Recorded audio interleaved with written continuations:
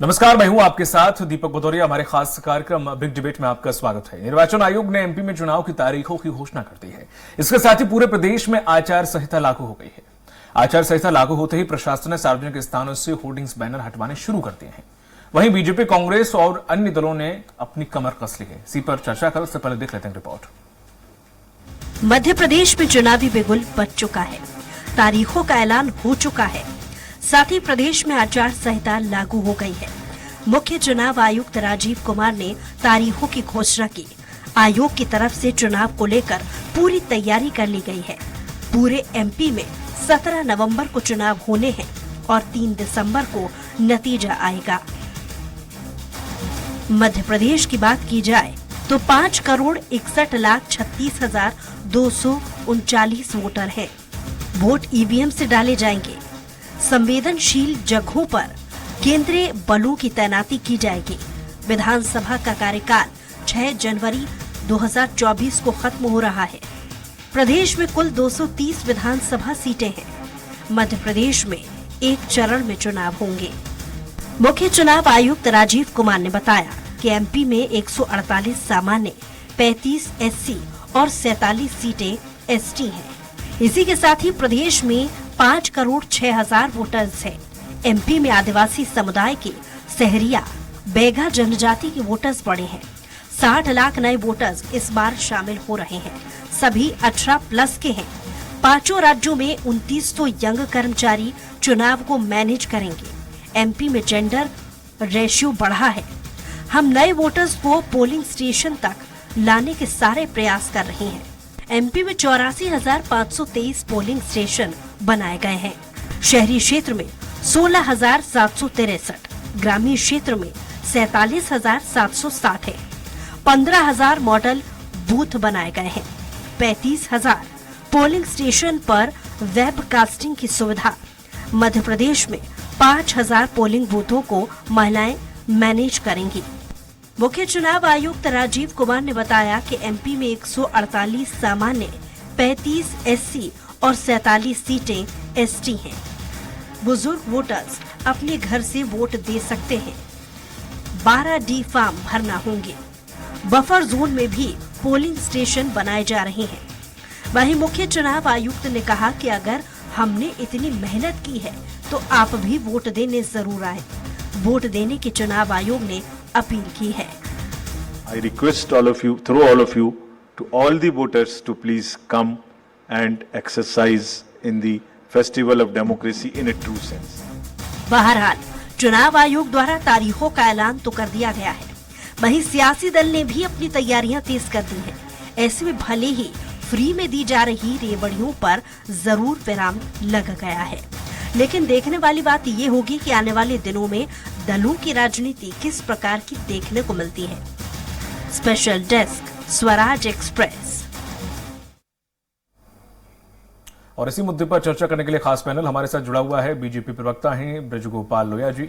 ब्रजगोपाल जी, आपका बहुत बहुत स्वागत है। कांग्रेस प्रदेश प्रवक्ता हैं योगेंद्र सिंह यादव जी। योगेंद्र जी, आपका भी बहुत बहुत स्वागत है। और राजनीतिक विश्लेषक जिया मस्जिद जी कुछ ही क्षणों में हमारे साथ जुड़ेंगी।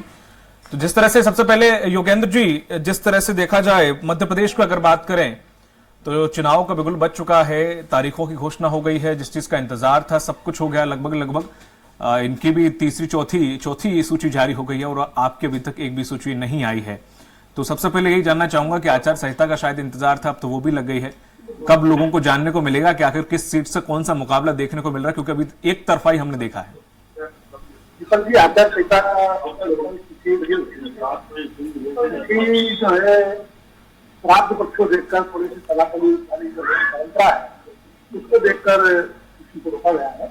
तो जिससे चुनाव खत्म हो गया के तुरंत बाद कांग्रेस अपनी एक केंद्र बड़ी साइज की सूची जारी करेगी।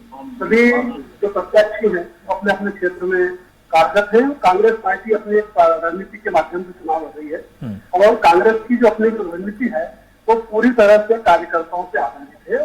और कांग्रेस पार्टी का संगठन, कांग्रेस पार्टी की प्रारंभिक जितनी भी तैयारियां है वो हर स्तर से तैयार है और कांग्रेस इस समर के अंदर एक रणनीति के माध्यम से जाएगी और कांग्रेस इस चुनाव के अंदर क्षेत्रीय मुद्दों को लेकर और प्रदेश के उन तमाम मुद्दों को लेकर जाएगी जिसमें शिवराज सिंह जी के चेहरे को देखकर जिस तरह से मध्य प्रदेश की जनता उससे दूर होने, किनारा होने का जो प्रयास कर रही है, भारतीय जनता पार्टी किसी न किसी तरह से पूरे चुनाव को शिवराज सिंह जी के चेहरे से छिपा कर कहीं और ले जाकर दिग्गजों को उतारकर इस संभावनाओं को जनता के बीच में पहुंचाने का प्रयास कर रही है कि किसी भी तरह से जो दिग्गज नेता है भारतीय जनता पार्टी के, उनके प्रति भी मुख्यमंत्री के रूप में कयास लगाया जाए। और जैसा गोपाल भार्गव जी भी एक इशारा संकेत कर चुके हैं, कैलाश विजयवर्गीय जी हमेशा वेटिंग सीएम के रूप में खड़े हैं, नरोत्तम मिश्रा जी खड़े हैं, और लगातार भारतीय जनता पार्टी जो है इस आने वाली हार के मुहाने पर खड़े होकर अपने भय को समझ रही है और उसी का प्रयास है कि वो लगातार जो है चुनाव को जीतने के लिए हर संभव प्रयास करेगी। लेकिन चुनाव भारतीय जनता पार्टी और कांग्रेस की बजाय यह चुनाव मध्य प्रदेश में भ्रष्टाचार बनाम कांग्रेस का होगा।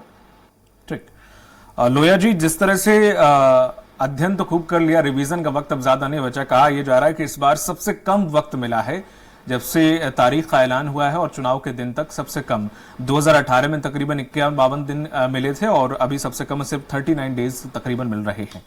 तो ऐसे में समय कम है, क्या कहीं ऐसा लग रहा है आपको कि कसर रह गई घोषणाओं में या फिर लोकार्पण शिलान्यास में?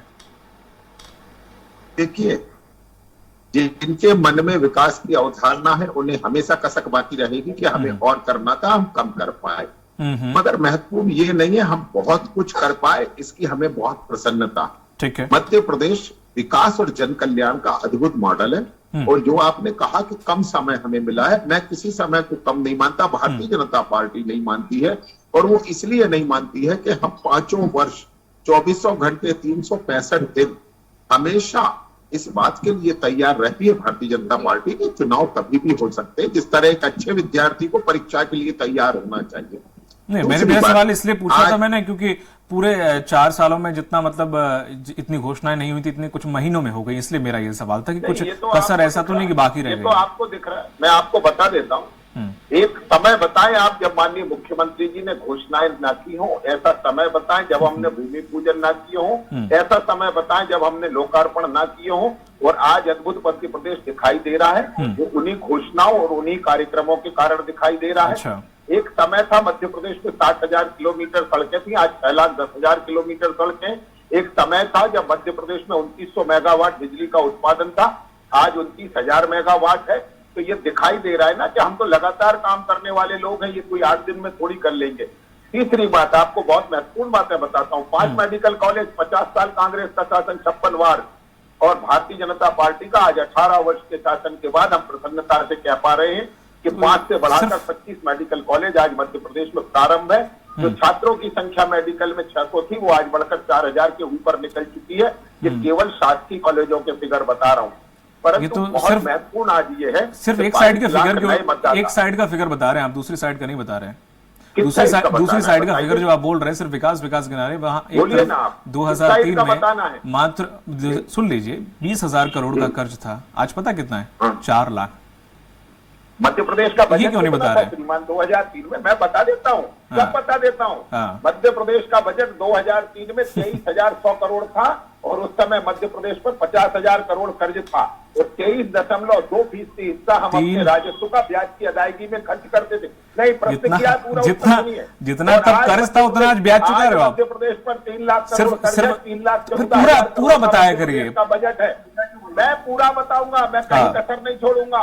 और जो लोग ये नैरेटिव सेट करने की कोशिश मध्य प्रदेश में कर रहे हैं, वो पहले ये बताएं कि किस तरह राजस्थान में 73,000 रुपए प्रति व्यक्ति कर्ज हुआ, किस तरह 7.5 करोड़ की। नहीं, ठीक है, मैं योगेंद्र जी से सवाल लूंगा, मुझे मेरे पास समय सीमित है सर, माफ कीजिएगा, मैं अतिरिक्त समय नहीं दे पाऊंगा, समय सीमित है। समय की बात नहीं है, मगर आपने बीच में प्रश्न उठाया, पक्ष पूछा है तो सुनना पड़ेगा। नहीं, सुनना नहीं पड़ेगा सर, जबरदस्ती नहीं है, समय निर्धारित है, मुझे सबको बराबर समय देना है। 5 लाख करोड़ का कर्ज डालने वाले लोग हमसे हिसाब पूछते हैं।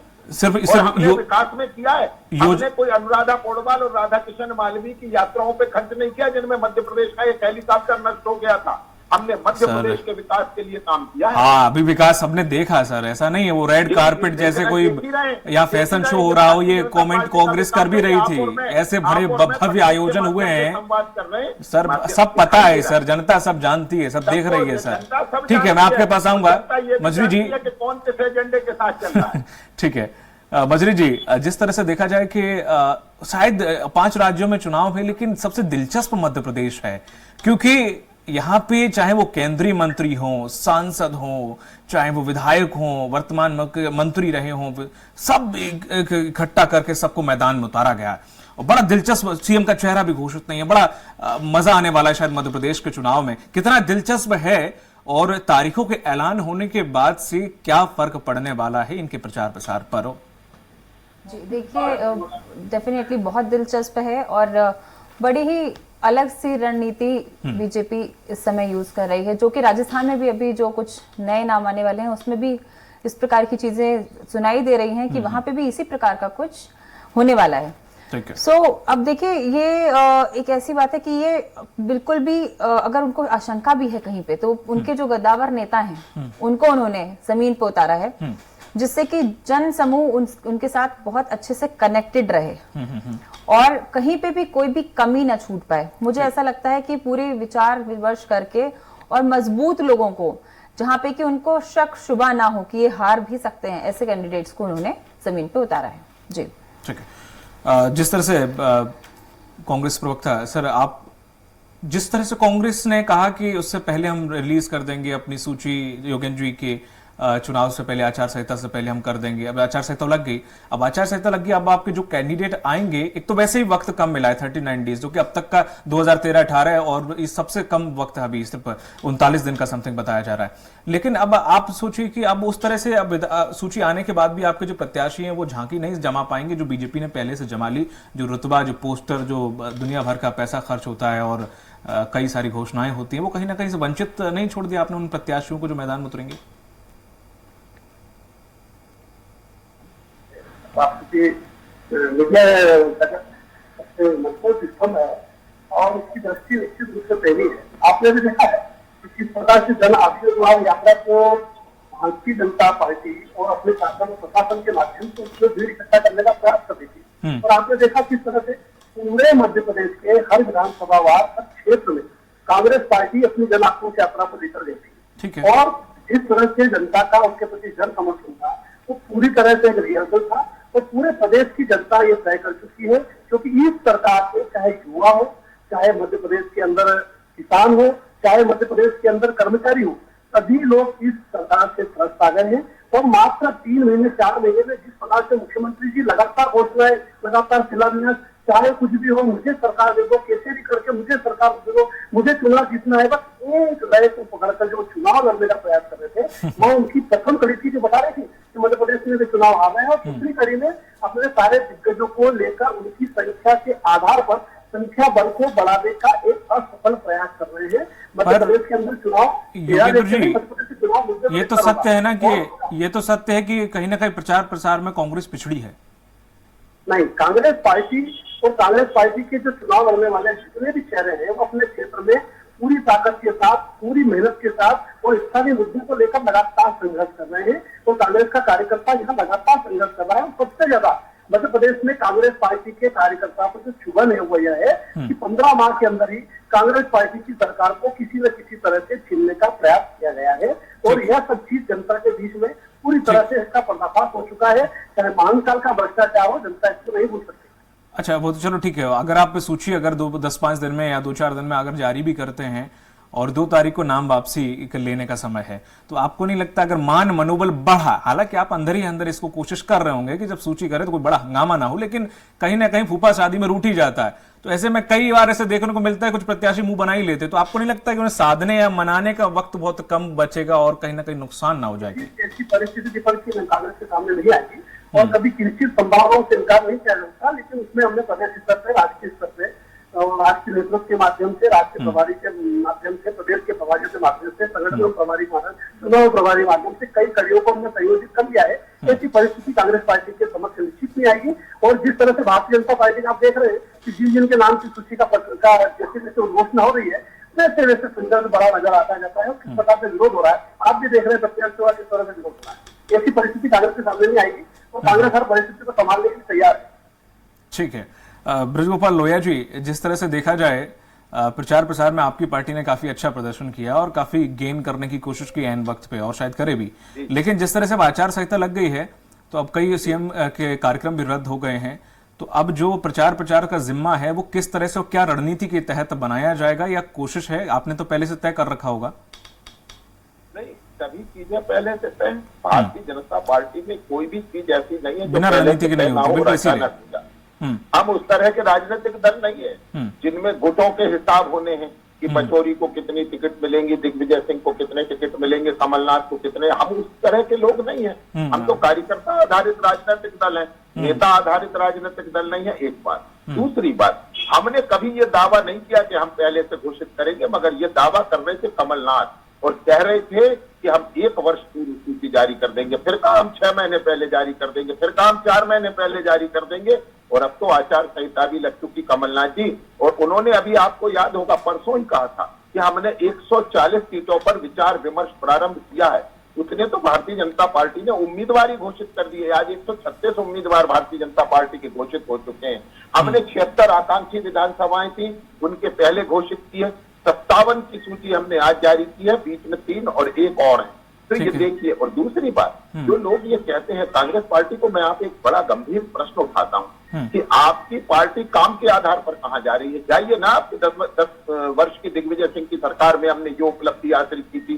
चाहिए ना, आपके 15 महीने की कमलनाथ की सरकार में हमने ये उपलब्धि हासिल की थी। हम आईफा अवार्ड करा रहे थे, हम महिलाओं के लिए पृथक से शराब दुकान खोल रहे थे, हम मौलवियों और मुअज्जिनों की तनख्वाह बढ़ा रहे थे। चाहिए ना, कौन आपसे इंकार करता है। मंदिरों की भूमि का अधिग्रहण कर उन पर मार्केट बना रहे थे। आपको पूरा अधिकार है, अपने जो आपने 15 माह में किया है वो बताइए, हमने 35 माह में किया है हम वो बताएंगे, और जनता को तय करना है। ठीक है, वो तो बता दिया है, लेकिन कहते हैं कि अच्छे प्रतिद्वंदी की पहचान यही होती है वो सामने वाले का मूव पहले देखता है, उसके बाद अपना मूव चलाता है। लेकिन यहाँ पे तो बिल्कुल ठीक है, प्रतिद्वंदी तो मैदान में हो, मगर तो यहाँ तो आपने पहले ही पत्ते खोल दिए। नहीं, देखिए, आप मुझे एक बात बताइए, एक टीम मैदान में खड़ी है, रेफरी आ चुका है, युद्ध का बिगुल बच चुका है। दूसरी टीम में अभी ये तय नहीं हुआ कि टीम में खेलेंगे कौन कौन। अब आप इसको अगर अच्छा प्रतिद्वंदी मानते हैं तो बहुत अच्छी बात है। हम चाहते हैं कि ये तो आखिरी तक तय ना कर पाए और ये हट है, ये हट है, वो वाली बात हो गई कि सरपंचों की राय सरमाते खटोला यहीं बचेगा। कतई हट नहीं है, मैं कभी नहीं कह रहा कि ये कतई हट, और हमने कभी इस तरह का दावा भी नहीं किया कि हम पहले घोषित करेंगे। ये दावा करने वाले कौन लोग थे, परंतु इनमें सिर्फ फुटौल आज भी जारी है। कांग्रेस का अपना संस्कार है, जब तक कुर्सियां ना टूट जाएं, जब तक कार्यालय के कांच ना फूट जाएं, तब तक सूची जारी नहीं करेंगे। और सूची जारी होते ही तो देखिएगा आप होता है क्या, आगे आगे बहुत है। ये चुनाव बड़ा बेहतरीन चुनाव होने वाला है। बिल्कुल बिल्कुल। 2 बातें बड़ी विशिष्ट हैं जो खास है आज का मुद्दा, उस पर कह देता हूं कि 122 लाख नौ मतदाता जो पहली बार मतदान कर रहा है वो।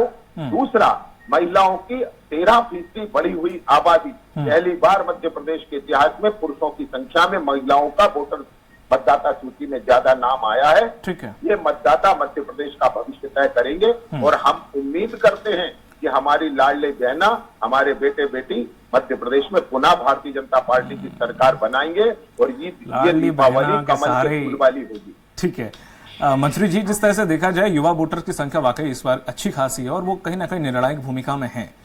तो ऐसे में इनकी कितनी योजनाएं, अब कांग्रेस की मैं इसलिए नहीं पूछूंगा क्योंकि उन्हें वक्त इतना मिला ही नहीं और काफी वक्त से नहीं मिला, लेकिन बीजेपी में क्या युवा और महिलाओं के लिए क्या वाकई ऐसी कुछ योजनाएं स्मारक रही है, मील का पत्थर साबित हुई है कि इस बोर्ड को कहीं ना कहीं बीजेपी साध सकती है युवा और महिलाओं को, अगर स्पेशली देखा जाए तो? देखिए 2,72,00,000 महिला वोटर्स हैं एमपी में और 22 लाख यूथ है। जब हम महिला की बात करते हैं या हम कन्या की बात करते हैं, 1,39,00,000 है। नहीं, मैं उसमें डिफरेंशिएशन आपको बता रही हूँ, जो 39 ईयर्स से कम का, 29 ईयर्स से कम का है।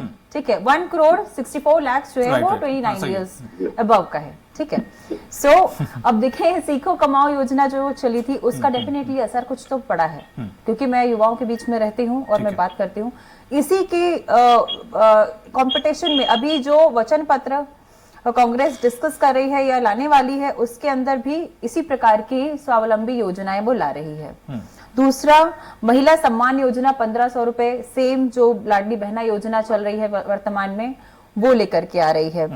देखिए, इसमें जो एक जातिगत इन्होंने एक आरक्षण की बात की है, कहीं पे तो कांग्रेस या बीजेपी या सभी पार्टियां कहती हैं कि जाति जातियों को के ऊपर हमें काम नहीं करना चाहिए, हमें विघटन नहीं करना चाहिए, किंतु ये जो जातिगत आरक्षण जो बार बार दिए जाते हैं, ये जो माइनॉरिटीज के लिए कि हम 5 लाख का लोन देंगे और आप 5 लाख फिर वापस नहीं करो तो भी चलेगा, या 2.5 लाख वापस करो तो भी चलेगा, तो ये डिवाइडेशन ऑफ सोसाइटी है विच इज रॉन्ग। दूसरा हम बात करते हैं कि 200 यूनिट बिजली फ्री, आऊंगा आपके पास लोया जी। 200 यूनिट बिजली फ्री जो आम आदमी पार्टी के उस पे पैटर्न पे चल करके कांग्रेस जो कर रही है, आप लोग अभी ही बात कर रहे थे कि प्रदेश ऑलरेडी कर्जे में है या कर्जे में था। अब ये बताएं कि फ्री बिजली जब दी जाएगी तो ये रोटेशन ऑफ मनी कहां से लाएंगे? और कर्ज ले लेंगे। दैट इज देखिए ये जो योजनाएं हैं, ये देखिए स्वरोजगार योजना जो होती है वो कहीं ना कहीं रोजगार भी दे रही होती है, कहीं ना कहीं प्रोडक्ट भी प्रोड्यूस कर रही होती है, जिससे कि प्रदेश को फायदा होता है। लेकिन इस प्रकार की जो फ्री बीज और रेवड़ी वाली योजनाएं हैं, ये रेवड़ी वाली योजनाओं से हमेशा प्रदेश को नुकसान हुआ है। आप दिल्ली देख सकते हैं क्या स्थिति चल रही है दिल्ली की। तो मंत्री जी, पर आप बीजेपी का भी बोली, ये भी तो दे रहे हैं अभी भी। हाँ, मैं वही बोल रही हूँ, देखिए 200 यूनिट बिजली फ्री, आप समझिए बिजली प्लांट ऐसे नहीं चलता। स्वरोजगार योजना जो भी चल रही है यूथ के लिए, उसमें उनको ट्रेनिंग दी जा रही है, वो जॉब पा रहे हैं और वो काम करेंगे। साथ में महिलाओं के लिए जो भी योजनाएं चल रही हैं उसके अंदर भी देखिए, यदि आप बोलते हो कि फ्रीबीज नहीं होनी चाहिए, तो मैं बात करती हूँ कि कांग्रेस अगर इसका विरोध करती है तो 1500 रुपए महिला सम्मान योजना क्यों घोषणा पत्र में डाल रही है? नहीं, विरोध नहीं कर रहा है, बस वो ऐसे नहीं, मैं एक बात पूछ रही हूँ कि क्यों डाले? अगर फ्रीबीज नहीं होनी चाहिए, मैं तो बिल्कुल भी अगेंस्ट हूँ फ्रीबीज के, बिल्कुल सही। लेकिन फिर भी अगर एक पार्टी उसका अगेंस्ट जाकर बोल रही है तो फिर अपने ही घोषणा पत्र में, अपने ही वचन पत्र में क्यों लिख रही है इस चीज को? आप एक जगह एक चीज को सही, दूसरी जगह गलत नहीं बता सकते। तो देखिए 2,72,00,000 महिलाएं जिन्होंने जो भी योजनाएं, लाडली बहना हो गई या फिर लाडली लक्ष्मी हो गई, इस प्रकार की उज्ज्वला योजना हो गई, जो भी फायदे उठाए हैं, तो वो अब उनका मत रहेगा, डेफिनेटली एक बहुत स्ट्रॉन्ग मत रहेगा महिलाओं का, इस चुनाव में निर्णायक रहेगा कि किस प्रकार से वो किसको वोट देती है। ठीक है। जिस तरह से देखा जाए योगेंद्र जी, आप बड़ा शांत स्वभाव के हैं और बड़ा डीपली चीजों को मंथन करके, ऐसे कांग्रेस भी कर रही है, बड़ा एकदम शांत होके, बिल्कुल साइलेंट होके चीजें क्रिएट कर रही है, तो क्या ये कुछ बड़ा धमाके के संकेत हैं? ये क्या वजह क्या है? ये सीधी बात है कि किसी न किसी तरह से मध्य प्रदेश के अंदर जनता की सरकार बने और जो कार्यकाल शिवराज सिंह जी का देखा है और उसके कार्यकाल में जिस प्रकार से जो भी भ्रष्टाचार हुए है और महंगाई कॉरिडोर तक के भ्रष्टाचार तक की कहानी को लेकर जाएगी। घोषणा पत्र की सवाल है तो घोषणा पत्र कांग्रेस का सर्वश्रेष्ठ रहेगा, और निश्चित रूप से आप देखिएगा कि कांग्रेस के घोषणा पत्र के बाद भारतीय जनता पार्टी पूरी तरह से डेट फुट पे और नजर आएगी। और कांग्रेस एक रणनीति की तरह काम कर रही है, और कांग्रेस ने, मैंने आपसे पहले भी कहा कि कांग्रेस पूरी जनता की जन हितैषी रणनीति को लेकर काम करेगी। और जिस तरह से मध्य प्रदेश में शिवराज सिंह जी बौखलाहट में तो शिलान्यास कर रहे हैं और घोषणाएं कर रहे हैं, लेकिन वे कुछ कर नहीं पा रहे हैं। वो केवल थोड़ा सा समय कम है जी। ये बात केंद्र के उनके नेता समझ चुके हैं। ठीक है। लोया जी, जिस तरह से देखा जाए उनके पास खोने के लिए ज्यादा कुछ है नहीं। अगर वो फिर से आ जाते तो कहते हैं हम विपक्ष की भूमिका में खुश हैं, हम पहले भी रहे हैं, अभी भी रह रहे हैं करीब 17-18 सालों से। लेकिन अब सवाल यह है कि आपके पास खोने के लिए बहुत कुछ है, और सबसे ज्यादा कि अब आपके जो प्रतिनिधि हैं उनकी साख और पूरा करियर दाव पे लगा है, तो कितना महत्वपूर्ण और कितना फूक फूक के कदम रख दी, कितनी उम्मीद है पार्टी के अंदर, क्या कुछ हलचल है? नहीं, कोई देखिए, हमें ना कोई चिंता है क्योंकि हमने 5 साल जनता के बीच में रहे हैं और काम किया है। हम केवल चुनावी राजनीतिक नहीं है, जिस तरह कांग्रेस के लोग हैं कि चुनाव के समय दिखाई देते हैं, इसके बाद मिलते नहीं है। और ये आजकल का सोशल मीडिया और मीडिया का युग है, ये गूगल पर सब देखता है, ये पीढ़ी, उसे सब मालूम है कि कौन उसके साथ है और कौन उसका वोट चाहता है।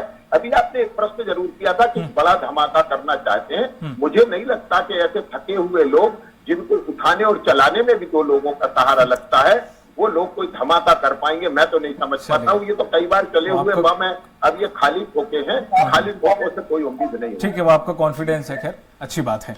मंत्री जी, अंतिम सवाल कम शब्दों में दीजिए। दिवाली किसकी मनने वाली है, क्या लग रहा है सिनेरियो से? दिवाली जनता की बनेगी। पूरी जनता की तो मनेगी, आपके किसके दिए बुझेंगे वो देखने वाली बात होगी। जी मंजरी जी। आरती का दिया हमेशा जलता रहेगा।